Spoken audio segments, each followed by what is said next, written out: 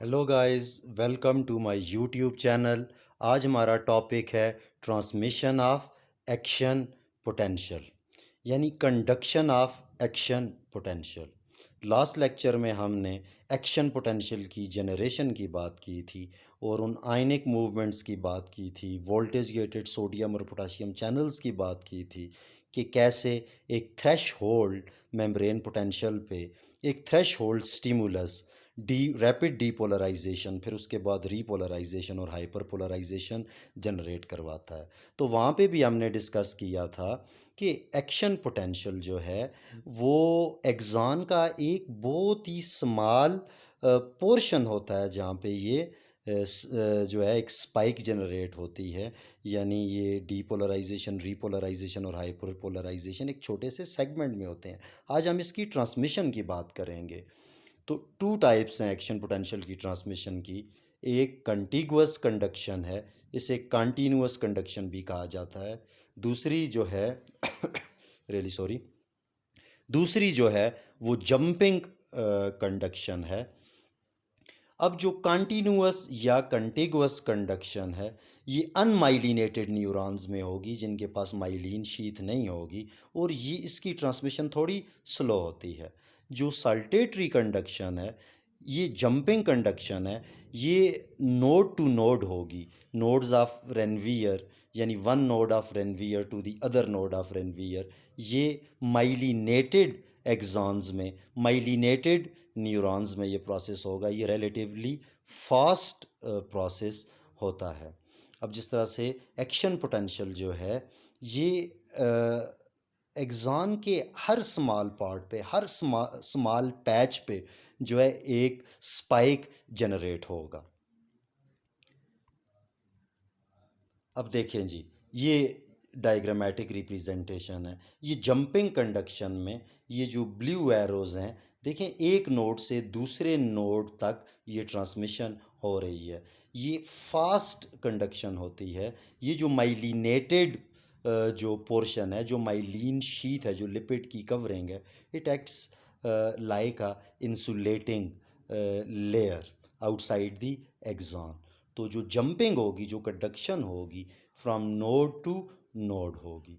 लेकिन जो continuous contiguous जो कंडक्शन है, जो इलेक्ट्रिकल सिग्नल की ट्रांसमिशन है, जो एक्शन पोटेंशियल है, वो इस एक्सॉन के ईच एंड एवरी पार्ट पे जो है ये एक्शन पोटेंशियल जनरेट होगा। यानी यहाँ पे एक छोटे से सेगमेंट पे अगर डीपोलराइजेशन, रीपोलराइजेशन और हाइपर पोलराइजेशन हो रही है, तो नेक्स्ट सेगमेंट में भी यही प्रोसेस होगा, फिर उससे नेक्स्ट सेगमेंट में, फिर उससे नेक्स्ट सेगमेंट में।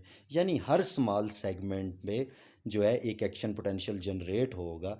ये एक सेल्फ परपेचुएटिंग साइकिल होती है जो throughout the axon transfer होती है। अब ये जो पोर्शन है सेल बॉडी और ये जो डेंड्राइड्स हैं, यहाँ से अगर कोई ग्रेडेड पोटेंशियल इधर ट्रिगर जोन तक पहुँचाए, और यहाँ पे जो है ट्रिगर जोन पे यानी एक्सॉन हिलक पे जो है अगर ये ग्रेडेड पोटेंशियल आए और वो मेम्ब्रेन को जो है थ्रेश होल्ड पोटेंशियल पे ले आए, तो फिर उस वक्त यहाँ पे जो ग्रेडेड पोटेंशियल आएगा ट्रेवल करके, तो उसे हम थ्रेश होल्ड स्टिमुलस कहेंगे। और इधर जो है ट्रिगर जोन पे जो वोल्टेज गेटेड सोडियम चैनल्स हैं, कंपैरेटिवली इनकी डेंसिटी बहुत ज़्यादा होती है। बहुत ज़्यादा तादाद में voltage gated sodium channels trigger zone पे होती हैं, और यही वजह है एक्सॉन हिलिक को ट्रिगर जोन कहा जाता है। अब देखें जी, कंटिन्यूअस कंडक्शन या कंटिगुअस कंडक्शन में एक्सॉन के हर पोर्शन पे जो है एक एक्शन पोटेंशियल की वेव जनरेट होगी। अब जो ग्रेडेड पोटेंशियल है, ये ग्रेडेड पोटेंशियल थ्रेशोल्ड स्टिमुलस होगा जो वोल्टेज गेटेड सोडियम चैनल्स को ट्रिगर जोन पे ओपन करेगा, क्योंकि यहाँ पे इनकी डेंसिटी बहुत ज़्यादा है।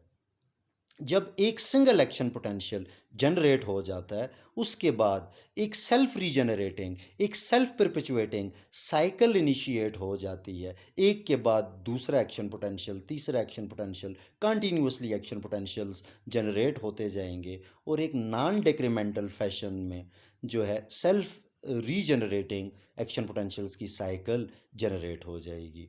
अब देखें जी, इसे आप इस तरह से एक एनालॉजी आप देख सकते हैं कि एक फायर क्रैकर फ्यूज़ को आप जस्ट वंस जो है उसे इग्नाइट करते हैं, फिर उसके बाद चेन में जितने भी फायर क्रैकर्स होते हैं वो विदाउट इग्निशन सारे के सारे फायर करते रहते हैं।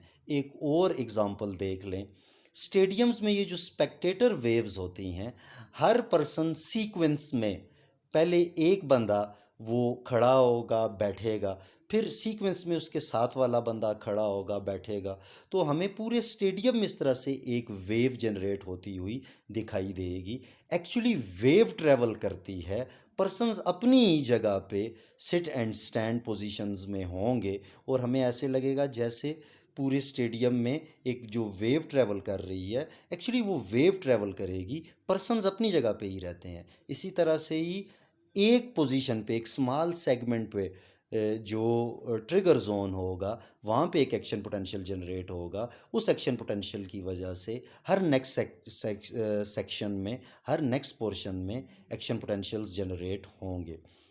जब ट्रिगर जोन पे voltage gated sodium channels open हो जाती हैं तो उस स्मॉल पोर्शन पे डीपोलराइजेशन हो जाती है, और जब पीक पोटेंशियल आ जाता है उस स्मॉल पोर्शन पे, तो इनसाइड की पोलैरिटी रिवर्स हो जाती है, यानी इनसाइड पॉजिटिव हो जाता है और उसी स्मॉल पोर्शन पे आउटसाइड जो है वो नेगेटिव होगी। लेकिन जो नेक्स्ट एडजेसेंट एरिया होगा वो अभी भी रेस्टिंग मेम्ब्रेन पोटेंशियल पे होगा। तो इस तरह से एक छोटे से पोर्शन पे जो ही एक एक्शन पोटेंशियल जनरेट हो जाता है, तो नेक्स्ट जो इनएक्टिव एरिया होता है जो रेस्टिंग मेम्ब्रेन पोटेंशियल पे ही होता है, तो वहाँ पे लोकल करंट फ्लो करके उसे भी डीपोलराइज करके वहाँ पे एक नया एक्शन पोटेंशियल जनरेट करवा देता है। इस तरह से local current next adjacent inactive area पे जो है नेक्स्ट एक्शन पोटेंशियल जनरेट करवाएगा और वहाँ पे voltage gated sodium channels open होंगी। अब नेक्स्ट एडजेसेंट एरिया पे जो है वहाँ पे डीपोलराइजेशन स्टार्ट हो जाएगी, और जो प्रीवियस एरिया होगा जहाँ पे जो पीक पोटेंशियल था, अब उस एरिया में ये रीपोलराइजेशन हो जाएगी, और जो नेक्स्ट एडजेसेंट एरिया है वहाँ पे इस वक्त डीपोलराइजेशन हो रही होती है। तो ये सारा प्रोसेस इस डायग्राम से हमने समझना होगा। इसमें ये याद रखना है कि ऊपर जो है ये सेगमेंट्स हैं, एक्सॉन के सेगमेंट्स हैं, ये नीचे ग्राफिकल रिप्रेजेंटेशन है इन छोटे छोटे सेगमेंट्स में आयनिक मूवमेंट्स की। जिस तरह से ये एक्सॉन हिलक है, ये ग्रेडेड पोटेंशियल ने एक्चुअली एक्ट किया है एज थ्रेशोल्ड स्टिमुलस। जब वो यहाँ पे आया है तो यहाँ पे वोल्टेज गेटेड सोडियम चैनल्स बहुत ज़्यादा थी, तो इस थ्रेशोल्ड स्टिमुलस ने इन्हें ओपन किया है, जिसकी वजह से ये जो रेड एरो इनसाइड है, यानी ये एक्स्ट्रा सेलुलर फ्लूइड से इंट्रासेलुलर फ्लूइड में सोडियम आए हैं। तो देखें इस छोटे से पोर्शन में ये जो रेड जो है हाईलाइटेड पोर्शन है, सोडियम की इनवर्ड मूवमेंट से, सोडियम के इनफ्लक्स की वजह से, क्योंकि voltage gated sodium channels open है, रैपिड डीपोलराइजेशन होगी। ये जो थ्रेशोल्ड -70 से -50 अचीव हुआ है, ये बेसिकली ग्रेडेड पोटेंशियल ने जो है स्लो डीपोलराइजेशन करवाई थी। सोडियम चैनल्स की ओपन होने की वजह से, सोडियम के रैपिड इनवर्ड मूवमेंट की वजह से यहाँ पे इस छोटे से सेगमेंट में अभी डीपोलराइजेशन हो चुकी है, और इंटरनल पोलैरिटी क्या हो चुकी है जी, रिवर्स, क्योंकि ये पोर्शन अब +30 मिली वोल्ट पे है, यानी इनसाइड पॉजिटिव हो चुका है और आउटसाइड नेगेटिव है। अब जो नेक्स्ट जो एडजेसेंट एरिया है इस रेड पोर्शन से बाहर, ये अभी भी रेस्टिंग मेम्ब्रेन पोटेंशियल पे है। देखें इनसाइड नेगेटिव है, आउटसाइड पॉजिटिव। तो अब होगा ये कि यहाँ पे पॉजिटिव ज़्यादा हैं, तो ये ज़्यादा पॉजिटिव जो है नेगेटिव की साइड पे मूव करेंगे। इसी तरह से आउटसाइड से भी ये बैकवर्ड डायरेक्शन में जाएंगे। लेकिन एक चीज़ जो प्रीवियस लेक्चर में हम डिस्कस कर चुके हैं, जब +30 होता है उस वक्त सोडियम की जो कन्फर्मेशन होगी वो closed but incapable of opening होगी, यानी कि उसका इनएक्टिवेशन गेट उस वक्त क्लोज हो जाता है। तो यानी ये जो बैकवर्ड डायरेक्शन में आए आ रहे हैं चार्जेस, इनसे इतना इफेक्ट नहीं होगा। अब देखें ये इनसाइड पे दोनों ऊपर और नीचे दोनों आप देखें, ये पॉजिटिव यहाँ से मूव करके नेगेटिव की तरफ जाएंगे, ये भी पॉजिटिव मूव करके इधर एडजेसेंट नेगेटिव की तरफ आएंगे। तो ये जो लोकल करंट है, ये local current next adjacent area को डीपोलराइज करके थ्रेश होल्ड पोटेंशियल की तरफ लेके जा रहा है। यानी अब ये जो लोकल करंट है, ये ये जो नेक्स्ट एडजेसेंट एरिया है, इसे डीपोलराइज करके थ्रेशोल्ड पोटेंशियल की तरफ लेके जाएगा। जब इस एडजेसेंट एरिया में यहाँ पे ये जो है ब्लू कलर से जो है इंडिकेट किया गया है, तो जब यहाँ पे थ्रेशोल्ड पोटेंशियल एडजेसेंट एरिया में अचीव हो जाएगा तो इस पे वोल्टेज गेटेड सोडियम चैनल्स यहाँ पे ओपन होंगी। अब एडजेसेंट एरिया पे जब सोडियम की एंट्री होगी तो ये जो एडजेसेंट एरिया है इधर रैपिड जो है डीपोलराइजेशन हो जाएगी, यानी -50 से +30 की तरफ ये चला जाएगा। जब ये वाला एरिया जो है, सॉरी कर्सर मूव करने में प्रॉब्लम हो रहा है, जब ये जो है स्मॉल पोर्शन जो है ये यहाँ पे सोडियम का इन्फ्लक्स हो रहा है, तो यहाँ पे जो है +30 अचीव होगा। इस ड्यूरेशन पे इस एरिया में जो है ये रीपोलराइजेशन स्टार्ट हो जाएगी, सोडियम का आउटफ्लक्स स्टार्ट हो जाएगा, जिसकी वजह से ये दोबारा जो है देखिए यही वाला एरिया जो पीक पोटेंशियल पे था अब इधर रीपोलराइजेशन हो गई है और ये फिर रेस्टिंग पे चला जाएगा। तो साथ वाला जो एडजेसेंट एरिया है इस पे जो है ये डीपोलराइजेशन होगी। अब इस एरिया पे जब रीपोलराइजेशन होगी तो इतनी देर में ये लोकल करंट फ्लो की वजह से नेक्स्ट एडजेसेंट जो एरिया होगा ये थ्रेशोल्ड मेम्ब्रेन पोटेंशियल पे चला जाएगा लोकल करंट फ्लो की वजह से, और यहाँ पे एक पीक बनना शुरू हो जाएगी। तो इस तरह से हर सेगमेंट में, हर स्मॉल सेगमेंट में इस तरह की जो हैं वेव्स जनरेट होंगी, स्पाइक पोटेंशियल जनरेट होंगे। तो इस तमाम के तमाम एक्सॉन के सेगमेंट में, हर सेगमेंट में जो है एक्शन पोटेंशियल्स जनरेट होंगे और वो action potentials throughout the length of axon जो है ट्रेवल करेंगे। यही वजह है इसे सेल्फ परपेचुएटिंग साइकिल कहा जाता है, या फिर इसे जो है सेल्फ रीजनरेटिंग साइकिल कहा जाता है।